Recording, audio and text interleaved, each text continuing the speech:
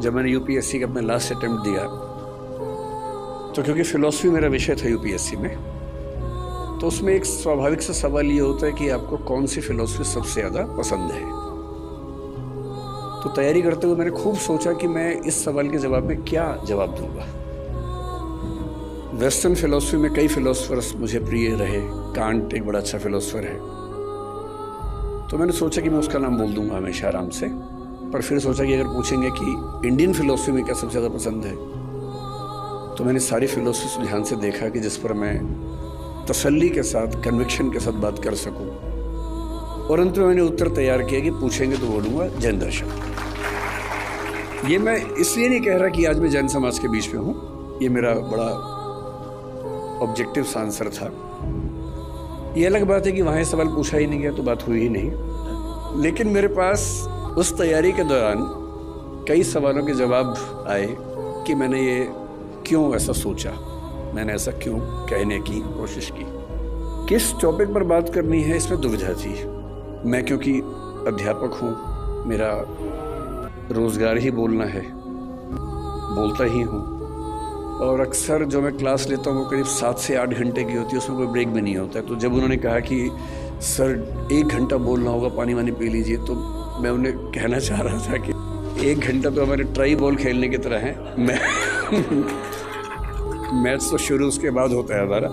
तो मेरी चुनौती ये नहीं होती कि मैं 1 घंटा क्या बोलूँ, चुनौती ये होती कि 1 घंटे में कैसे ख़त्म करूँ। और दूसरा, हम लोग इतना फोकस्ड हैं अपने पढ़ने पढ़ाने के प्रोसेस में कि जब मुझसे कोई कहते हैं कि आप किसी भी विषय में बोल दीजिए, तो मैं कुछ भी नहीं सोच पाता हूँ कि मैं क्या बोलूँ। तो मैंने इनसे बहुत निवेदन किया उस दिन।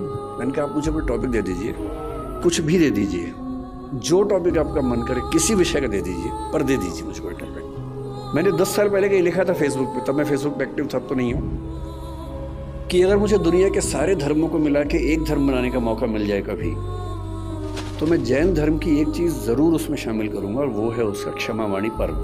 वो इसलिए करूँगा कि बात आज की नहीं है, बात किसी भी दौर की है, आज की ज़्यादा है। तो विषय की जब बात हुई तो मयूर जी ने 2-3 सुझाव दिए। तो ये बोले कि हम सब की आजकल एक बड़ी दुविधा पेरेंटिंग को लेके है, अपने बच्चों को कैसे संभालें। जब मुझसे कोई कहता ना कि पेरेंटिंग की दुविधा है, बच्चों को कैसे संभालें, मुझे बच्चे भी दिमाग में आते हैं कि पेरेंट्स को कैसे संभालें ये। और मैं जनरली बच्चों के साथ खड़ा होता हूँ इस मामले में, पेरेंट्स के साथ में कम खड़ा होता हूँ। मुझे सच में लगता है कि ज़्यादा सीखने की ज़रूरत पेरेंट्स को है, न कि बच्चों को है। और अभी कोटा में जितनी दुर्घटनाएं हुई, तो वहाँ के एक वरिष्ठ अधिकारी हैं राजस्थान सरकार के, जो कोटा में डीएम भी रह चुके हैं। उन्होंने मुझे फ़ोन किया कि मैं चाहता हूँ कि आप भी इस प्रक्रिया में हमारी हेल्प करें बच्चों के लिए। मैंने कहा जिस दिन कहेंगे मैं आ जाऊँगा, जो कहेंगे मैं कर दूँगा, आप बताइए क्या करना है। बोले कोटा में बहुत सारे बच्चे हैं, हम चाह रहे हैं कि उनसे आप बात करें। मैंने कहा एकदम आ जाऊँगा, लेकिन अगर आप मेरी सलाह माने तो उनके पेरेंट्स से बात करवाइए, क्योंकि दिक्कत बच्चों की नहीं है, ये दिक्कत पेरेंट्स की है। तो उसके बाद से वो प्रोग्राम बन नहीं पाया, क्योंकि पेरेंट्स को बुलाना भी आसान काम नहीं है। बच्चों को तो घेर घार के बिठा सकते हैं, पेरेंट्स को आप कैसे बुलाएं। लेकिन फिर पेरेंट्स की बात होते होते बात हुई कि थोड़ा सा बिजनेस इथिक्स से बात करें, कि थोड़ा सा सुयश जी की विशेष इच्छा थी कि एम्पैथी पर बात करें, जो आजकल समाज में कम हो रही है। तो अंत में ये हुआ कि सर आप बस आ जाइए, इन्हीं सबका मिला जुला के हलवा बना दीजिएगा, और बेसिकली हम आपको सुनना चाह रहे हैं, और कोई ख़ास टॉपिक से मतलब है नहीं, बस आप आ जाइए और कुछ बातें अच्छी कर लीजिए, बस इतना ही पर्पज़ है। तो फिर मैं उसी इरादे से आया हूँ। तो मैं शुरुआत पेरेंटिंग से कुछ बातों से करूँगा। मैं क्योंकि अध्यापक हूँ और बच्चों से बात ज़्यादा करता हूँ, अक्सर मैं जब क्लास लेता हूँ तो बच्चों की संख्या अच्छी खासी होती है, और ये बहुत चुनौती होती है कि उनको 3 घंटे, 6 घंटे, 8 घंटे बिठा के रखना। हमारी क्लासेस में बच्चों को ये छूट है कि वो जब चाहें उठ के जा सकते हैं। मेरी क्लास में विशेष रूप से और भी छूट है, वो सो भी सकते हैं क्लास में, मैं उनको कभी नहीं रोकता हूँ। इतना ही कहता हूँ कि नींद आए तो कोने वाली कुर्सी पर चले जाए, ताकि दीवार पे सिर लगे तो ज़्यादा चोट ऐसे सिर पे झटका सकता है। वो मेरी क्लास में खा भी सकते हैं। मैं खुल के बोलता हूँ कि मेरी क्लास में आपको बिल्कुल नहीं सोचना है, खाने का मन करे खाते रहो, नींद आए सो जाओ, उठने का मन करे उठ के चले जाओ, मुझे कहीं कोई दिक्कत नहीं है। अगर आप मेरी क्लास में उठ पा रहे हैं, खा पा रहे हैं, तो ये मेरा फेलियर है, आपका नहीं, कि मैं आपको रोक नहीं पा रहा हूँ। तो इसी बहाने मुझे फीडबैक भी मिलता रहता है कि मैं कैसा पढ़ा रहा हूँ। तो आप लोग अपना हरकतें करते रहिए और मैं अपना काम करता रहूँगा। तो बहुत ज़रूरी होता है कि उन बच्चों को बहुत शुष्क तरीके से ना बताया जाए, थोड़ा रोचक तरीके से बात की जाए। रोचक तरीके से बात करने का एक ही तरीका है कि आप उनको कहानियों के माध्यम से बताएं, एग्जाम्पल्स के माध्यम से बताएं, एनेक्डोट्स इनको हम कहते हैं, घटनाओं के माध्यम से बताएं। और जैसे ही हम घटनाएं सुनते हैं, कहानियां सुनते हैं अपने आसपास की, तो हमें किसी चीज़ का महत्व और कॉन्सेप्ट दोनों समझ में आते हैं। मैं जहाँ से ये बात करना शुरू करना चाहता हूँ वो ये है कि पेरेंटिंग के नज़रिए से हमारा समय दुनिया के इतिहास से सबसे मुश्किल समय है। मेरी राय में इस दुनिया का सबसे मुश्किल काम माँ होना है, बाकी सारे काम आसान है। माँ बन के अपने बच्चे को पालना इतना मुश्किल काम है। मतलब बाप लोग जाते हैं, बिजनेस करते हैं, पैसा कमाते हैं, सब कुछ करते हैं, बड़ी बात है, कोई छोटी बात तो नहीं है। लेकिन उससे ज़्यादा मुश्किल है एक छोटे बच्चे के साथ 24 घंटे गुजारना, बिना क्रोधित हुए गुजारना, उसकी हर तरह की जिद, हर तरह की छटपटाहट, बेचैनी को झेलते हुए गुजारना, अपने जो करियर हो सकता था उसको दांव पे लगा के उसकी ज़िंदगी को संवारना। एक छोटा बच्चा एक स्टार्टअप जैसा होता है, क्योंकि जैन समुदाय है इसलिए मैं ऐसी भाषा ज़्यादा बोल रहा हूँ। एक स्टार्टअप जैसा है, आप उसमें 15, 17, 18 साल इन्वेस्ट करेंगे, बहुत सारी पूंजी खर्च करेंगे, समय खर्च करेंगे, तो जाके उसकी वैल्यूएशन बनती है। जब मैंने कुछ घटनाओं की खोज की कि आजकल के चैलेंजेस क्या हैं, तो मैं घटनाएं पढ़ के बहुत घबरा सा गया। फिर मैंने कारणों की खोज की। मैंने देखा कि पिछले केवल 6 महीने की अगर मैं बात करूं या 2-3 साल की बात करूं, तो ये घटना कि किसी पेरेंट ने अपने बच्चे को मार ही दिया, किसी भी दौर की तुलना में ज्यादा हो रही। आज के ही अखबार में एक खबर मैंने पढ़ी, परसों की खबर है। कर्नाटक का एक जिला है, उत्तरी कन्नड़ बोलते हैं उसको।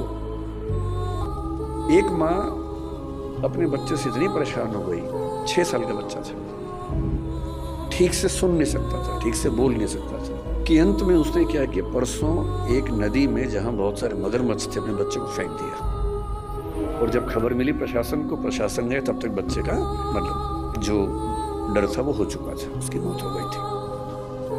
तो मैं सोच रहा था कि इतनी क्या बेचैनी हो गई होगी, ऐसा क्या हो गया होगा। फिर मुझे ध्यान है कि आज से करीब 4 महीने पहले गोवा और बेंगलोर के बीच का एक केस बड़ा प्रसिद्ध हुआ था। एक महिला जो एक AI स्टार्टअप की फाउंडर थी, CEO थी, उसने अपने 4 साल के बच्चे को मार दिया, ऐसा आरोप है, और वो भी जेल में है। ये घटनाएं इतनी मात्रा में पहले नहीं सुनी जाती थी। पहले किसी माँ का अपने बच्चे को मारना केवल एक स्थिति में होता था कि माँ अविवाहित है, वो ऐसी स्थिति में फंस गई है कि कुछ कर नहीं सकती है, उसके लिए जिंदा रहना मुश्किल है। तब भी वो मारती नहीं थी, कहीं छोड़ देती थी, भाग जाती थी। ऐसी ये घटना में कबीरदास का इतिहास हम पढ़ते हैं। ये घटनाएं बढ़ रही हैं, इसका मतलब पेरेंट्स का जो पेशेंस का लेवल है वो दुनिया के इतिहास का सबसे कम इस समय हो चुका है। एक तरफा नहीं है, ये बच्चों की साइड से भी है। अगर आप बच्चों का मनोविज्ञान देखेंगे तो वो भी बहुत अच्छे सिम्टम्स नहीं आ रहे हैं। अभी 2-3 महीने पहले बेंगलोर में घटना घटी है। 14 साल का एक बच्चा, 15 साल का उसका भाई, 2 भाई हैं। 14 साल के बच्चे ने अपने माँ बाप दोनों की हत्या कर दी। एक बहुत बड़ा बोल्डर उनके ऊपर फेंका, बाप के ऊपर। पिता को मारना चाह रहा था, माँ दुर्भाग्य से, क्योंकि साथ में थी, उसकी मौत हो गई। और फिर पूछा गया कि ऐसा क्यों किया भाई तुमने? उसने जो कहा वो हम सबके लिए बहुत ज़रूरी है। उसने कहा, पिछले कुछ समय से मुझे और मेरे भाई को एलर्जी हुई, उस एलर्जी की वजह से हमारी त्वचा कहीं कहीं जल गई, काली हो गई। और रोज़ हमारे पापा बोलते थे, मतलब गालियाँ देते थे कि तुम कितने भद्दे दिखते हो, बदसूरत दिखते हो, क्या करते हो, बदतमीजी करते हो, कुछ गलत काम करते हो, इसलिए ऐसा हो गया है। और उसने पुलिस को बताया कि एक तो मैं खुद परेशान कि मेरे साथ ये क्या हो रहा है, और जब मैं घर आता था इस उम्मीद में कि घर पे कम से कम घर पे तो लोग मुझे समझेंगे, वहाँ तो प्रेम मिलेगा, वहाँ तो अनकंडीशनल तरीके से मुझसे बात होगी। वहाँ भी गालियाँ पड़ती थी, रोज़ गालियाँ सुनता था।